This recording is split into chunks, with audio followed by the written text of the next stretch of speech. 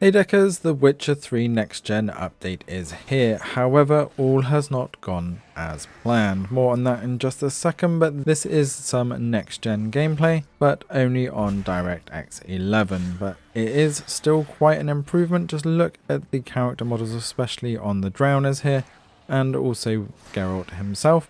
As a quick reminder, this is the previous version.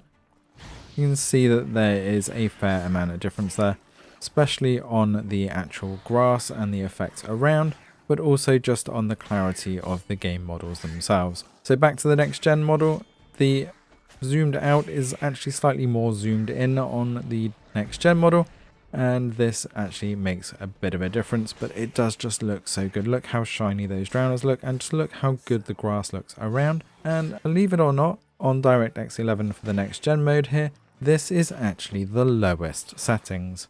You can't really get a good frame rate above 40 on anything other than the low settings right now, and DirectX 12 is just completely broken. If you try and run DirectX 12, every time you load a save game or try a new game, it just crashes out, and this is a big problem on the PC as well, so this isn't a Steam Deck specific problem.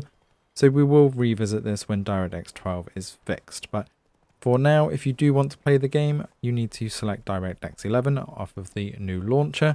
Yay, another launcher. But there is a bypass command for this as well, which I'll put in the description below. And we'll cover this in a best settings guide again, and also another comparison when DirectX 12 is fixed.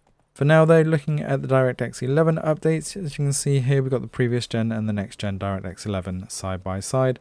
One of the biggest updates of this, which is so noticeable, is the lighting effects. Just look at the sky as well as the lighting effects as we go through here. As I said, this is using the anti-aliasing of TAAU on the lowest graphical presets, and all of the camera settings set to far. As we go into a lot of the cutscenes, we don't really see a huge amount of difference. We actually see slightly more fuzziness on the next gen DirectX 11 version, but we do see some better lighting effects still on there. So not a huge difference on the cutscenes, but when we come back to the outside world, this is where we really see the big differences. As we see the previous gen version running down here in the dusk light, we really see some of those effects show up on the grass.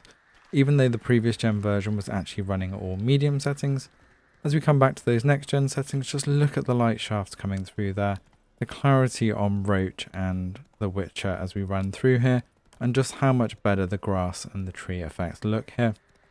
This is really apparent as we come back side by side up the hill. Just look at the sky here. It is just absolutely gorgeous on the next gen version, and I can't wait for DirectX 12 to be fixed, because this is such a difference in the way it looks. And again, look at the shadow of the mountain in the distance here. On the previous gen, it's just a black line, whereas on the next gen version, you get to see all of those trees and you get to see the nice outline of the mountain there. And it just makes you feel like you're much more immersed in the world. Now, one of the biggest things is the cloud effect on this one. It just looks so good on that sky. And I really hope to see the DirectX 12 version fixed in the near future, because I think that's going to just take it up another level. So considering this is on the lowest graphical settings on the next gen, and medium settings on the previous generation, we're just going to do a quick battle here so you can see the differences at full screen. To be honest, this did almost hold 60 frames per second on medium previously, but you would have to lock it at 40 if you wanted to keep a much stabler frame rate on those medium settings. However, those dips weren't that bad on the previous generation, and it still looked perfectly good.